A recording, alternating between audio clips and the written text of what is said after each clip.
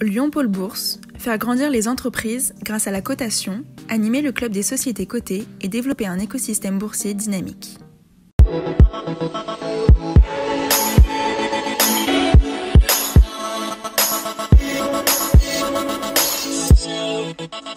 Bonjour et bienvenue dans Bourse et Valeurs, très heureux de vous retrouver pour une nouvelle saison autour de ce rendez-vous hebdomadaire des entreprises régionales cotées à retrouver sur lyondécideur.com et ses réseaux sociaux. L'actualité cette semaine, ce sont les résultats semestriels de bioMérieux en léger recul après un exercice 2021 record, il est vrai. Côté activité, les ventes progressent de plus 5,3% à 1,6 milliard d'euros, tandis que le bénéfice net baisse de 17,7% à 228 millions d'euros. Le leader du diagnostic in vitro a finalisé l'acquisition à 100% de Specific Diagnostics, un spécialiste de la lutte contre la résistance aux antibiotiques. En bourse, à 91,26 €, l'action bioMérieux affiche un repli de 26,9% par rapport au 1er janvier et de 15,5% en un an. En revanche, progression de plus 34% en 5 ans. Place à notre invité à présent, Éric Soyer, directeur général délégué d'Erytech Pharma. Bonjour, directeur financier. Société biotech lyonnaise bien connue, spécialisée dans les thérapies innovantes avec un procédé qui consiste à encapsuler les médicaments, c'est ça, pour des maladies graves? Oui, c'est ça, exactement. Encapsuler des molécules thérapeutiques, en l'occurrence des enzymes, qui ont un effet thérapeutique connu, et les encapsuler dans des globules rouges, ce qui permet de garder cette efficacité et réduire la toxicité du produit. Alors, vous venez d'annoncer il y a quelques jours une décision assez radicale concernant l'un de vos projets en matière de leucémie. Vous renoncez à poursuivre vos recherches sur ce domaine particulier?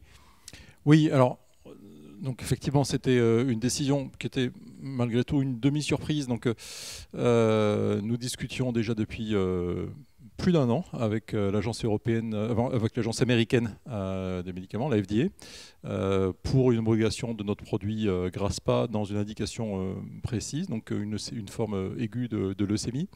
Vous vous souvenez peut-être que d'un point de vue réglementaire, c'était un dossier un peu compliqué. C'est un médicament très, très innovant et donc les agences réglementaires ont un petit peu de mal à appréhender cette innovation. Avec l'agence européenne, ça avait été compliqué.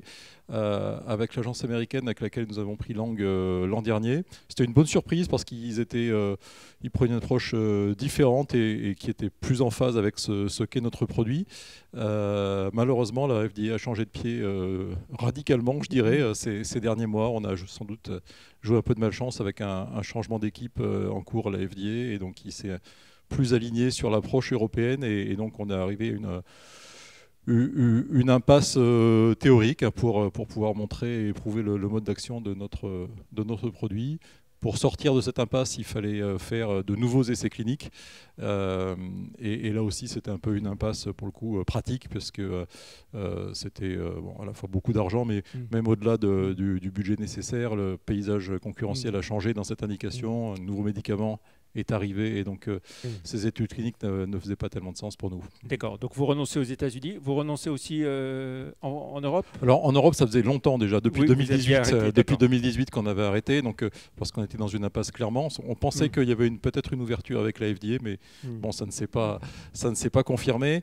Donc je dirais que c'est évidemment une décision difficile pour nous, parce que Graspa, c'est un produit important pour Erytech, un produit historique. Mais en même temps, je disais, d'une part, c'était une demi-surprise parce qu'on avait senti ces derniers mois et ces dernières semaines la FDA devenir plus difficile et changer de position. Et puis vous êtes aussi séparé d'une usine aux États-Unis? Voilà, alors en fait, effectivement, j'allais dire un peu pour relativiser un petit peu l'impact de cette décision d'arrêt de Graspa dans la leucémie.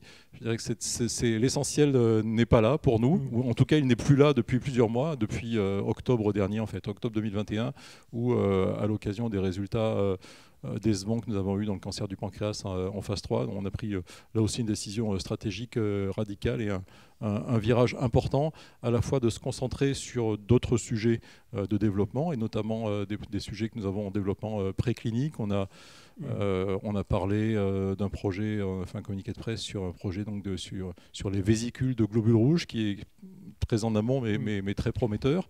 Et puis aussi, Et surtout, on a annoncé la recherche d'un partenaire stratégique, d'un partenaire industriel pour joindre nos forces et repartir sur une histoire de développement avec de nouveaux moyens et en le faisant en association avec un partenaire. Alors pour revenir, on va revenir à vos nouveaux projets de développement. Ça veut dire que c'est la fin de l'aventure américaine pour l'instant ?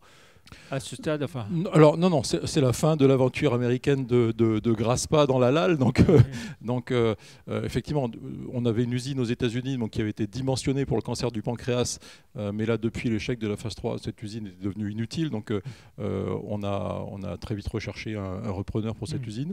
On l'a vendu, très bien vendu. L'ensemble de notre personnel a été transféré chez ce repreneur. Donc ça s'est fait de façon très bonne. Et donc c'était un très bon mouvement pour Erytech à la fois parce que on se débarrassait d'une capacité de production qui est devenue inutile.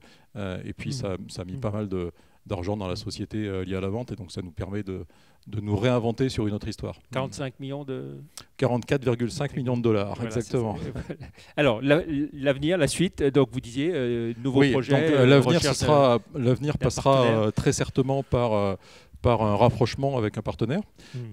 Plusieurs options sont sur la table. On est en train d'en discuter aujourd'hui, donc c'est encore un petit peu tôt pour dévoiler quoi que ce soit, mais je dirais que c'est un projet qui avance bien. On sent que Erytech garde une force d'activité évidente avec les expertises que nous avons développées. Nous avons toujours une capacité de production à Lyon également, des projets de recherche, une présence en bourse à Paris et à New York avec un dialogue constant avec des investisseurs sur ces deux continents. Donc autant d'atouts qui permettent de discuter de façon intéressante avec des partenaires potentiels. Voilà, et puis les ouvertures possibles dans les sujets que vous avez abordés, donc vésicules, entre autres. Alors tout ça, effectivement, les vésicules de globules rouges, donc ça c'est un sujet scientifique un petit peu chaud, mais là aussi prometteur. C'est très en amont, là pour le coup, il y a encore beaucoup de travail à faire pour développer des produits à partir de ces technologies. Mais d'ailleurs, pas plus tard qu'aujourd'hui, on a une de nos collègues de notre équipe de recherche qui est en train de présenter nos premiers travaux dans ce domaine à un congrès dédié à cette technologie. Donc oui, effectivement, c'est comme on dit, dans notre pipeline de projets, c'est un projet important sur lequel nous concentrons nos efforts. Est-ce que le contexte géopolitique vous a gêné ces derniers mois ou pas spécialement ?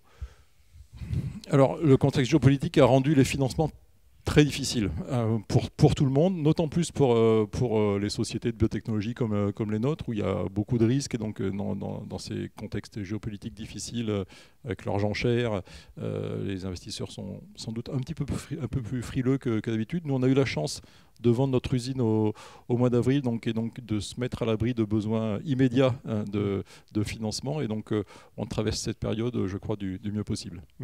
En termes de trésorerie, justement, combien de temps vous pensez pouvoir tenir encore ? Alors, en termes de trésorerie, avec, je dirais, les projets que nous avons en cours, probablement jusqu'au deuxième semestre de 2024. Donc, ça laisse. Dans la biotechnologie, c'est plutôt un luxe en ce moment d'avoir cet horizon de trésorerie. Donc, ça nous permet de travailler sereinement à l'histoire d'après. À la suite. Très bien. Merci beaucoup, Eric Soyer. On va jeter un œil pour finir à votre parcours en bourse. 0,86 €, moins 59% par rapport au 1er janvier, moins 84% en un an et moins 96% en 5 ans. On sait pourquoi, mais on sait qu'il faut savoir être patient. C'est pourquoi ça donne une bonne base de rebond. Tout à fait. Merci beaucoup. Plus d'informations sur Erytech Pharma sur les sites live.ronex.com et zonebourse.com. Merci. Excellent week-end. À la semaine prochaine. Au revoir. Merci. Au revoir. Au revoir.